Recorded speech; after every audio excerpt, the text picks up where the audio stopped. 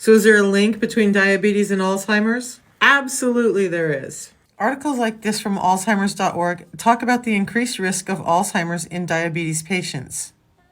And this article from the Mayo Clinic talks about it possibly being linked to the reduced vascularity found in diabetes, and that people with diabetes are at greater risk for Alzheimer's than people without.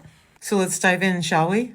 Plaques can build up in the brain, impeding normal function, including mood, memory, motor function, and learning. There's an essential lipoprotein called ApoE that helps carry essential cholesterol to our brain's neurons, helping break down those plaques. But in about 15% of all people, there's a gene called ApoE4 that does not allow that deplaquing to occur at typical rates. And this study found that ApoE4 is the most significant contributor to Alzheimer's.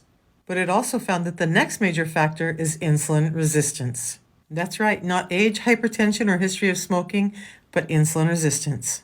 Remember those plaques? They're called AB plaques, and it's not just the presence of them that matters, it's the location that matters. Interestingly, in this disease, the plaques aren't collecting in the nerves, but in the spaces between the nerves. Yep, this study shows that insulin resistance does play a part because it releases those plaques from in the brain nerves, allowing them to accumulate around and in between the brain cells.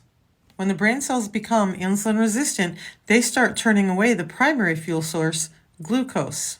And in this state, the brain is literally running on empty, and it just doesn't work well. But the good news is all of this research into insulin resistance and Alzheimer's means there's better and new ways of treating the disease on the horizon.